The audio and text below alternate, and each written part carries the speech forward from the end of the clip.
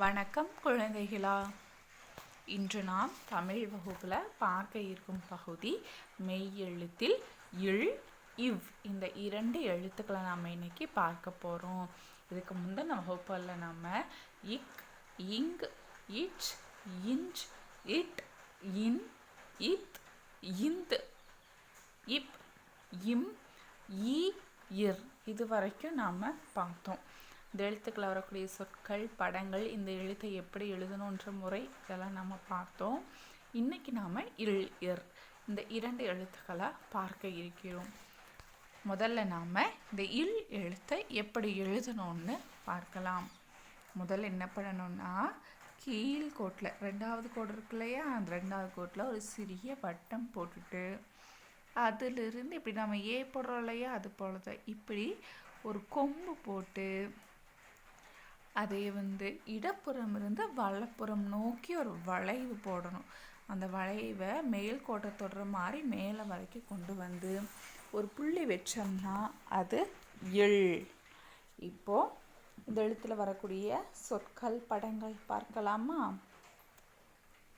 இல் கள், இல் கள், இல் கடல், இல் கடல், இல் முயல், இல் முயல், இல் மின்னல், இல் மின்னல், இல் வளையல், இல் வளையல், இல் சேவல், இல் சேவல், இல் மயில், இல் மயில், இல் வானவில், இல் வானவில். இப்போ நாம் மீண்டும் ஒரு முறை சொற்களை பார்க்கலாமா? கள், கடல், முயல், மின்னல், வளையல், சேவல், மயில், வானவில். இப்போ நாம் படங்களை காண்போம். கள், கடல், முயல், மின்னல், வளையல், சேவல், மயில், வானவில். அடுத்தது நாம் இவ் எழுத்து எப்படி எழுதணும்னு பார்க்கலாம். இல் போட்டோம் இல்லையா, அதே போல தான் வட்டம் இப்படி ஒற்றை சிறு கொம்பு போல் இப்படி ஒரு கொம்பு போட்டு இதைய கீழ்கோட்டில் இப்படி ஒரு சிறிய கோடு, அப்புறம் ஒரு குத்து கோடு போடணும். மேலே புள்ளி வச்சா இவ். இந்த எழுத்து நீங்களும் எழுதி பார்க்குறீங்களா? இப்போது சொற்களையும் படங்களையும் பார்க்கலாம்.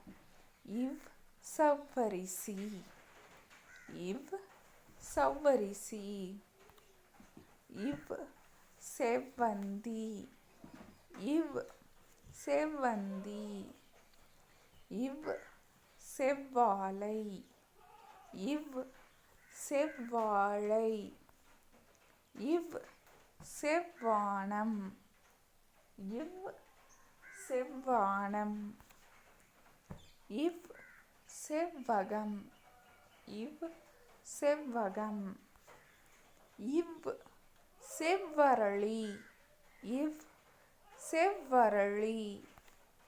இப்போ நாம் சொற்கள் பார்க்கலாம்.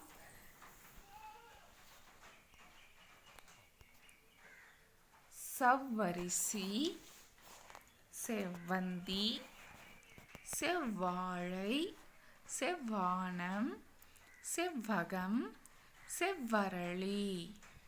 இப்போ நாம் படங்களை காண்போமா?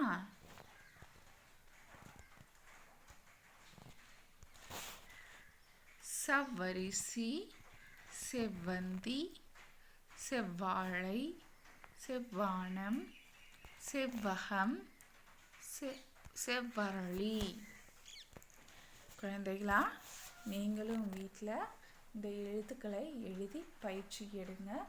சொற்களையும் படங்களையும் மீண்டும் மீண்டும் படித்து பாருங்கள். அடுத்த வகுப்பில் வேறொரு பகுதியை காணலாம். நன்றி.